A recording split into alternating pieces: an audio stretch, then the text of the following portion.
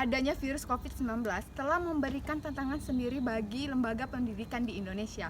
Kondisi ini mengharuskan masyarakatnya untuk tetap berdiam diri di rumah, baik itu belajar, bekerja, ataupun beribadah di rumah. Akibat dari kebijakan ini menghentikan proses pembelajaran secara tatap muka dan sebagai gantinya digantikan dengan proses pembelajaran secara daring yang dilaksanakan di rumah masing-masing. Assalamualaikum warahmatullahi wabarakatuh. Perkenalkan, nama saya Ramayani Putri dari jurusan Ilmu Komunikasi. Sebelumnya Mbak, perkenalkan nama sama jurusan. Saya Nadia Hermanoviani, saya kuliah di IAIN, jurusan PGMI.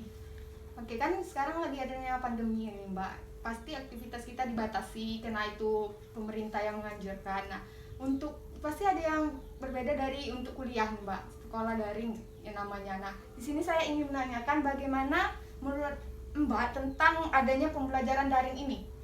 Menurut saya dengan adanya pembelajaran melalui online ini ada sisi positif dan negatifnya.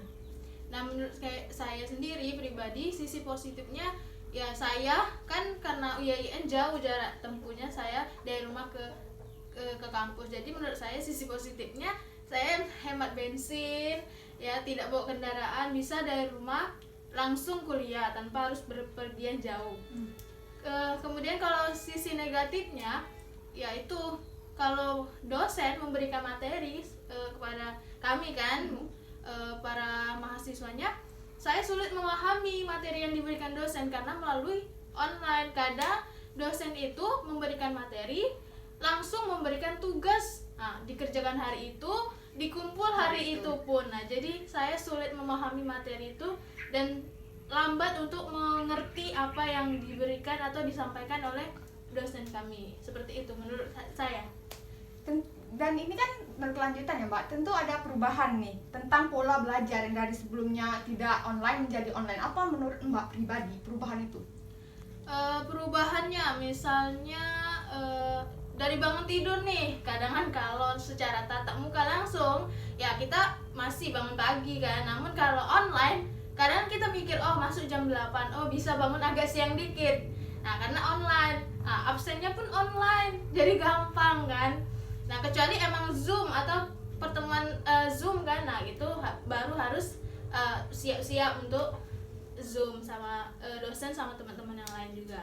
Terus perubahan lainnya sih mata kuliah tidak sesuai dengan jam atau aturan di KRS kan. Kadang kan dosen lupa kalau ada jam 1. Nah, kadang dosen lupa jadi diganti, dimundur atau di besoknya gitu. Jadi jam kuliah itu nggak teratur sih gitu. Dan terakhir tentang kesusahan nih Mbak, apakah ada kesusahan yang dirasakan nih setelah belajar online daring ini karena COVID?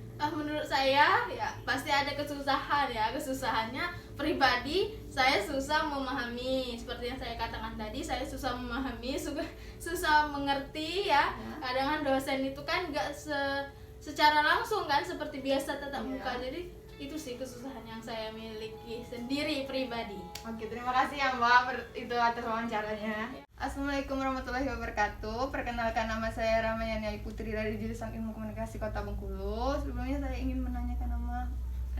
Perkenalkan, nama saya Melendra Dwi Putra dari SMP 22 Kota Bengkulu.